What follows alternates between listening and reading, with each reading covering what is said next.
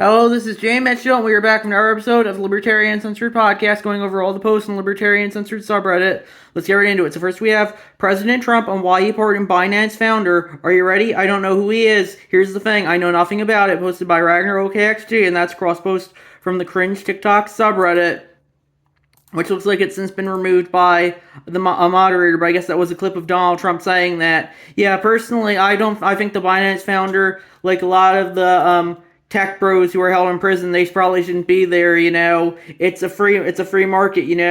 And just because so a lot of crypto is scams doesn't mean people are always gonna act ethically when it comes to their business dealings. And I don't think it's the government's job to enforce business companies to act in a certain way. People are gonna lie and be scam lovers, but that doesn't mean.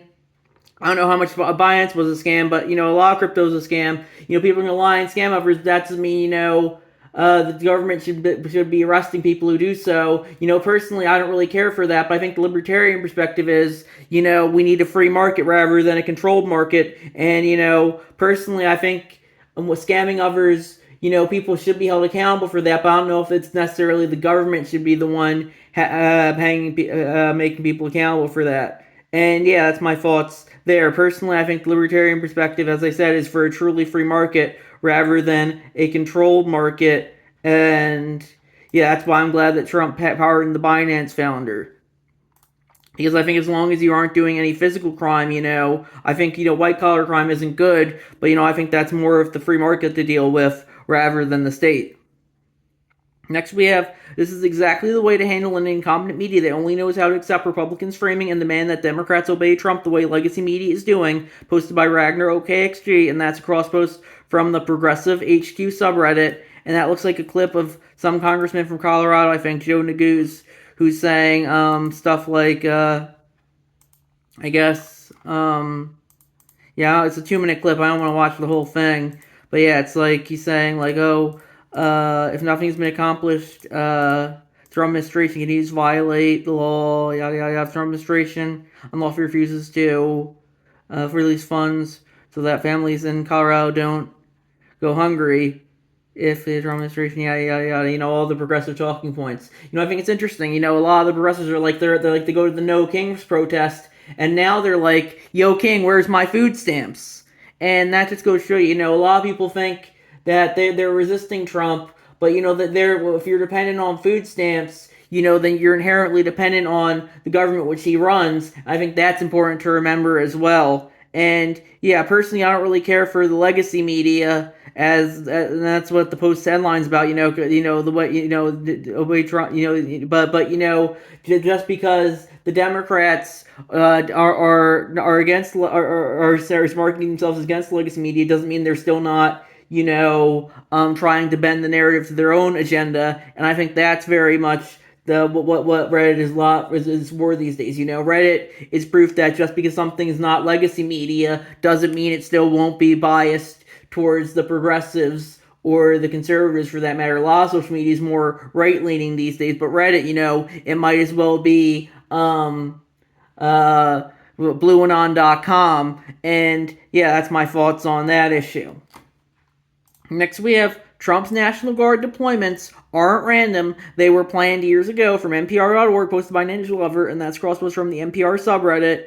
And yeah, personally, I don't really care for Trump deploying the National Guard, but I don't really care for any state authoritarianism at all. I think it's interesting how the outlet they're citing here is NPR, and that's a state-run outlet as well. But of course, Reddit, since it's saying Reddit's narratives, that they will constantly cite it, and it just goes to show you that Reddit markets itself as, oh, I'm against Trump and his authoritarian government, yet they constantly cite websites like NPR that are run by the government, or the legacy media, which is kind of de facto run by the government, like ABC, CBS, NBC, CNN, MSNBC.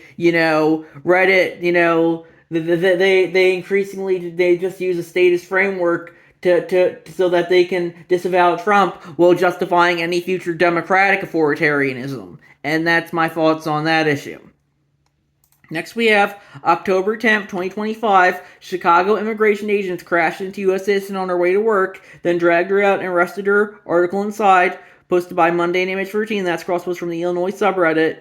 And yeah, personally, I don't really care for that, but I'm sure if they were, as I've said in many previous episodes, going after a member of the in-group rather than the out-group, Reddit would think it's the greatest thing ever. I'm sure if they were going after a MAGA person, Reddit would be licking that boot repeatedly. But since they're going after a member of the out group and an illegal immigrant rather than a member of the in group, it's the worst thing ever. And that's my thoughts on that issue. Next we have, is Trump still claiming he ended Israel-Gaza war, posted by FastSeaWorthiness739, and that's a cross post from the anarcho-capitalism subreddit. Trump writes Netanyahu strongly worded check, and that looks like a headline from The Onion. And yeah, personally, Trump is very much a puppet of Israel, but I think it's important to note that if it was Biden doing the same thing, sources like The Onion wouldn't be writing the same headline about Biden. They only call out, or The Onion only calls out Republicans usually, and that's why stuff like the Babylon Bee exists. People got tired of The Onion just being a constant progressive left-wing circle jerk, so that's why you have alternative satire sources these days. And that's very much why you have like Wikipedia as well. Wikipedia just came out with Elon Musk's version of Wikipedia. It uses Wikipedia as a base, but it does change a lot of the articles. And yeah, it goes to show you the strength of the free market. If people don't like how one source is doing something, they're free to make their own source. I think that's very much one of the big lessons of social media. On social media, increasingly the narrative is controlled, is democratized, so everyone can put their own 2 cents in. And I think that's a lot of people don't like social media because it's when I would agree that it's kind of toxic and full of rage bait and AI, but just because it's full of all that stuff doesn't mean it's inherently bad. I think in a lot of ways social media is a great step in the right direction in terms of how it allows people to increasingly control the narrative rather than legacy media and the government. And that's my thoughts on that issue. Next we have, is it time to stop paying taxes? Posted by DMBFFF. And that's a YouTube video from Legia Miller. Is it time to stop paying taxes? And personally, I would say it was never time to start paying taxes as a libertarian. If you want to pay taxes, I think you should be able to. But right now, they're funding Trump's authoritarian regime. But with that being said, this person who's clearly a progressive shill would stress about how important taxes are when Biden or another Democrat is in office. And I think that's important to remember as well.